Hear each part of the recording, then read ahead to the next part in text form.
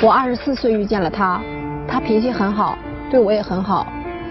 不久我们便很快结婚了，婚后过得很幸福。但是过了1年多，发生了一件事，这件事一直纠结在我的内心中，已经成为了我的阴影。我就感觉这个人变了，不再是以前的他。我很纠结，也不知道该怎么办。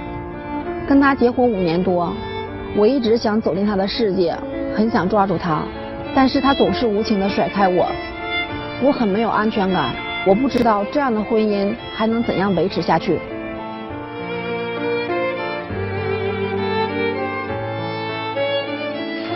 到底发生了什么事儿？5年的婚姻，让女生觉得连男生的内心她都没进去过。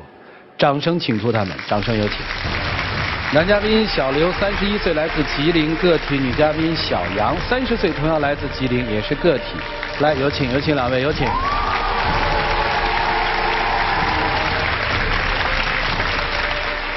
欢迎2位哈。结婚5年对吧？对。有孩子吗？有。多大？4周岁。男孩女孩？女孩。我们先从那个让我特晕的事儿开始说起，好不好？就是自从发生了一件这儿之后，你觉得他就变了，是个什么事儿啊？我们结婚1年多吧，然后他就说出去打工啊，然后半年多都没有回家啊，就这个事儿吧，到现在为止就已经是我心里的一个阴影了，不，就以至于他现在做啥事儿，就是说啥话，我变得都开始不信任他。好，我问清楚啊。就是出去打工半年不回家也很正常，有很多人1年可能春节才回1次家，因为他有联系，因为他不是在外地，就是在本市。啊，在本地不回家？对。半年，那你们打电话联系吗？联系啊，但是刚开始不接，然后后来就是有女的接，所以我就特别纠结。啊。我不知道他在外边干啥。你作为夫人，他在当地打工。你去单位看看他呀。我不知道他干啥，因为他走的时候就说出去打工，没跟我说具体干什么工作。那有没有说在本地啊？没有。那个时候有孩子吗？有，就是因为生了孩子嘛。他说的咱们压力也挺大，我出去打工吧。哦，最开始呢，我跟他说出去打工呢，也是为了家庭，但是在外面干了1个多月，我就跟朋友合伙开了一个饭店。啊。当时也没跟我说开饭店呢。因为当时你什么事都多疑，我寻我跟你说了。我肯定得多疑，因为在我给他打电话的期间，有个女的接电话。哦。我也不知道这女的是谁。女的是我开饭店之后，女的是饭店的服务员，这个我感觉很正常。不是你开个饭店，跟老婆说就是了，我开了个饭店，这有什么呀？因为他有的时候吧比较多疑，就是只要是我出去没回家，他心里想的吧就是不是那么回事了。所以呢，不是那你为什么不回家呢？你在本地，你为什么不回家呢？这搁谁不怀疑你啊？所以我就特别纠结这个事儿。然后后来吧，回过1次家，我本来想把这个事儿问清楚的。然后我做饭的时候，他接一电话，然后他就着急忙慌穿衣服就出去了。啊。我就抱孩子下楼追去了。啊。下楼追的时候，我就看着一个女的开车过来接他了。哦。然后我就上去把他拽住了，我说这女的是谁呀？然后他也没解释，就上车了。因为什么我不回家？当时就是说我开饭店期间，他一打电话，我们离婚吧，我们离婚吧。那你说我回到家我就面临着离婚。这个行，为了不离婚，所以不回家。我当它是个逻辑放在这儿。说那个女的是合伙人。啊，你说清楚不就完了吗？因为他多疑，只要是我跟他说是合伙人，他不相信呢。好吧。我当时跟他说离婚，并不是真的要离婚啊。我说离婚就是为了逼他回家，因为他总也不回家嘛。我就想，我都说离婚了，我看你还回不回来？对，后来他怎么回的家？咱们后来，然后第1次去找他，自己去找的。他当时不在饭店。然后我就给他打电话了，我说你在哪儿呢？然后他就问我你是谁呀？我说你怎么连我的声你都不知道是谁呢？后来呢？然后我就回家了呗，回家了。过几天我又和他爸爸去找他去了，他看我和他爸去的，就跟我们回家了。但是当时也特别心不甘情不愿，当时他就用那种眼神跟我说：“你可真行，你还把我爸给我找来了。”啊，后来呢？后来不干了。我感觉说我回到家了，你就不应该有一些别的想法了。所以就是我回到家之后，他还是那样，什么事情都多疑，什么都管，什么都问。朋友过生日我去了，我8点走的，我要9点我没回到家，他会一直给你打电话，给你打的就是说你根本你饭都没法吃，你干什么去了？你干什么去了？你背着我做什么了？你外边是不是做什么坏事了？你答应我要回家了，为啥没回家呀？过生日肯定男男女女都有。是是是，哎，他对你好吗？我认为他就没有以前对我好，在乎我，甚至心里边都没有我了。现在啊，你是怎么判断他心里没你的呢？就比如说，我领我家孩子回我妈家过年，他也竟然一个电话都没给我打。每次都是我给他打电话。为什么呀？不太习惯，因为我打小呢，我父亲跟我母亲就是上城里做生意，我姥一手把我带大的，所以什么事情呢都不喜欢和别人去商量。包括这么多年吧，别说就是说我俩结婚5年，我不打电话，我给我父亲给我母亲打电话说的很少。好，你们俩现在逛街吗？就在日常生活里会一起出去逛吗？逛，我就喜欢挎着胳膊牵他手，他从来都不让。为什么？因为我感觉结婚5年了，出去逛街也不能说像现在的谈恋爱一样，我拉着你，你拉着我吧，就显示非常好。我们不说逛街这事儿，咱们今天坦诚相见啊。假设那半年，他可能就是犯了你所想的那个错误了，你现在能原谅他吗？可以原谅他，但是这个结儿在我心里边一直就问你，这你要有，咱们就不叫原谅，就可以原谅他吗？可以，因为有孩子吗？你别说因为有什么，能不再提这件事儿了吗？不能。不敢保证。我今天来了就想让他亲口对我说，那半年到底干什么去了？我就特奇怪了，你就当他发生过都能原谅，为什么你要知道这个真相呢？我就是一较真的人，虽然我跟你继续想往下过，但是我也要知道你这半年干什么去了，你为什么要对我有所隐瞒？开饭店吗？找了个女合伙人，没干嘛。他对我就是有隐私，啥事儿都不跟我说。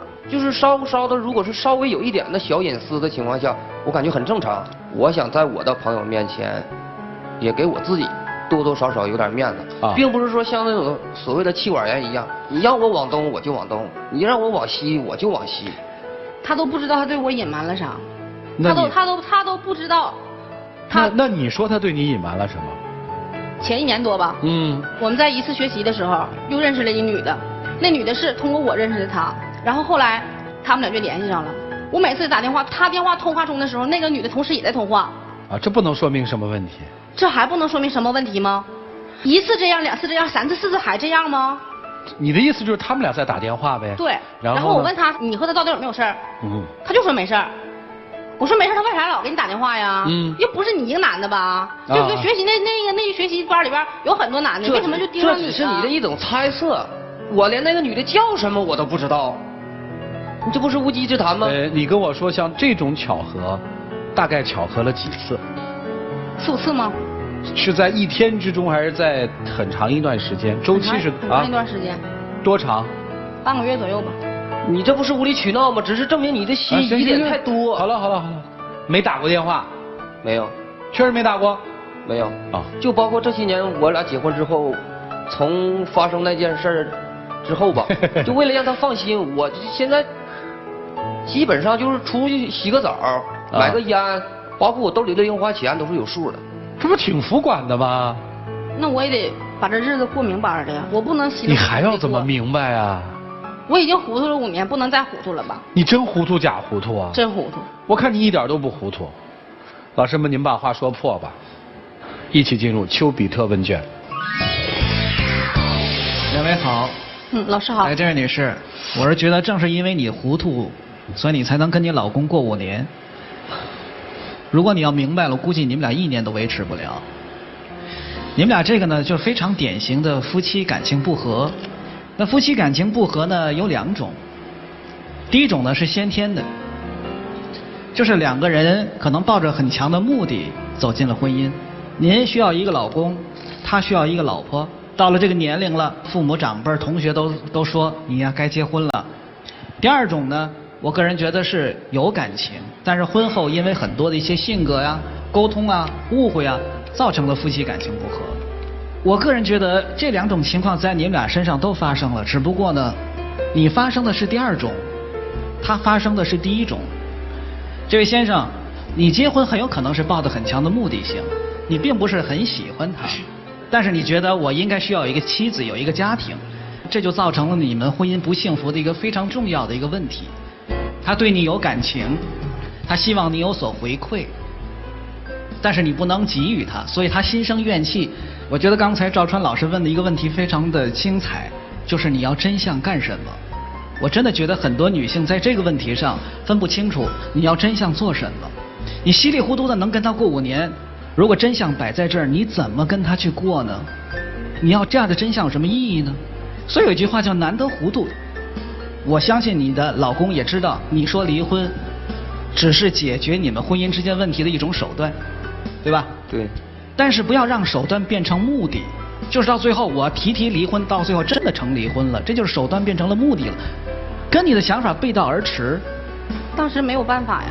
是没有办法。郑梅为什么没有办法？因为你解决婚姻的办法当中只有一个，离婚，就用离婚来解决。你的心里的怨气太多了。坦白讲，你的心里的怨气有50%是你爱人带给你的，但是有50%是你自己造成的。你们2个人的生活中，你是不是缺乏安全感？对。安全感就像是一个人的钱包，你觉得你的钱包是放在我的身上，在场嘉宾的人身上，还是放在你自己身上可靠呢？当然放在我身上了。对，安全感就是这样，安全感不要找外人要。你把钱包放在任何一个人身上，你打电话只要给他打不通，你立马就会担心是不是他卷钱跑了。可是你放在自己身上，就永远不会出现这个问题。当然这是很难做到的，但是我希望你能意识，就是你对他的这种负面的东西，其实让自己变成个怨妇，对你的家庭非常不利，它直接会影响你对婚姻的规划。所以如果你要是希望你们的感情复合，能婚姻走得更长久，这个招儿不要再用了，好吗？他们俩往这一站，让我想起2个兵器，一个是矛，一个是盾，这边攻击，那边在防卫。但是你们俩的战争是在争什么呢？争的是爱。你觉得这个男人不爱你，心里没有你，没有给你家的温暖。这边呢，从小父母就没给自己足够的爱，他本身天生就缺爱。成立一个家，我希望有一个类似于父母给我弥补这样的爱。但这边呢，不但没有给爱，还在用矛来刺痛和穿透他的内心，来伤害他，所以他不得不封闭内心以求自保。一个在进攻，一个在封闭，所以你们2个人就没办法形成一个协同式的夫妻关系，针尖麦芒，谁也赢不了。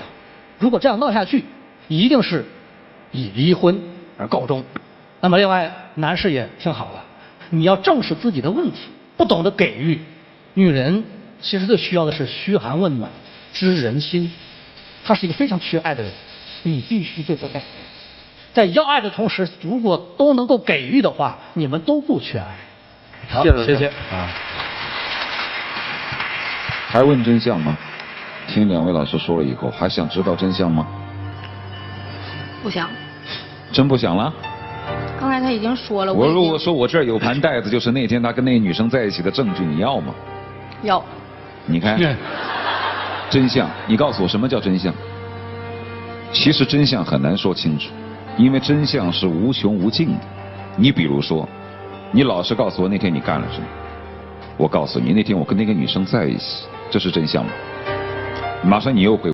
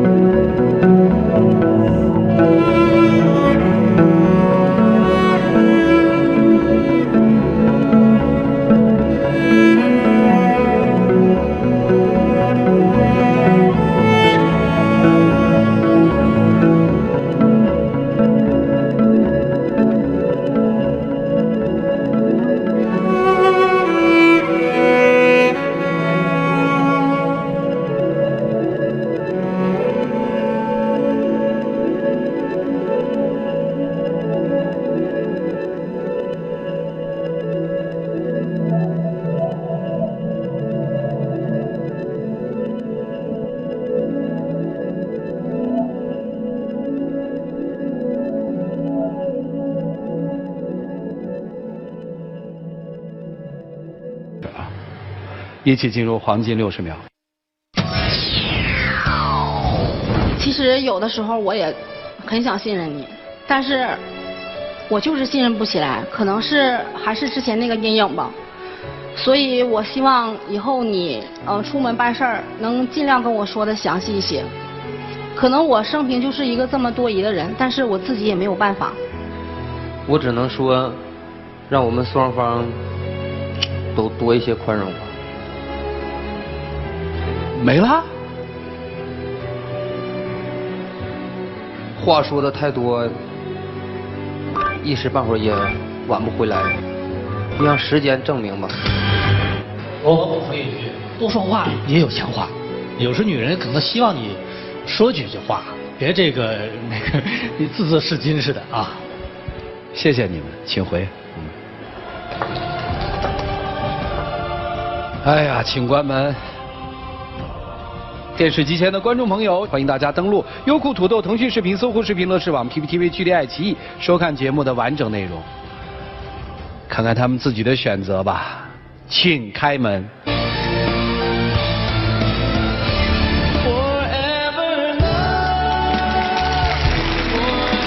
主动点儿，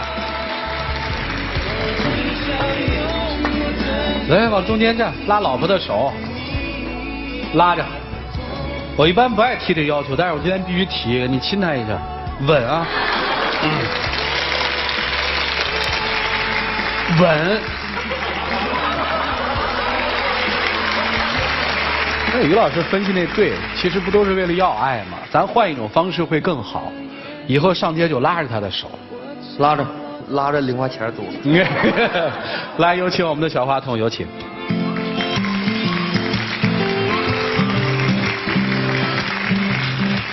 好，谢谢你们俩，慢点。来，接下来我们来见证属于这对夫妻新的家庭生活和里程的开始吧。各位，请见证。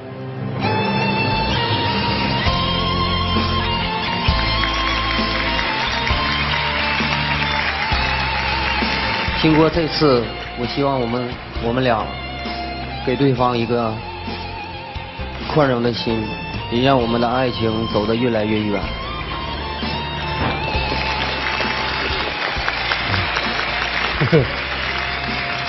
我以后也会试着尝试越来越信任你。谢谢。我爱你，老公。我也爱你。呦呦呦呦呦呦呦呦！我的妈呀，这个酸呐！来，请亮灯吧。还想不想知道真相？嗨，我这儿有袋子。我送你吧，要保湿，易背湿，真相就在袋子里。领导拿着吧。走吧，回家吧，好好过啊。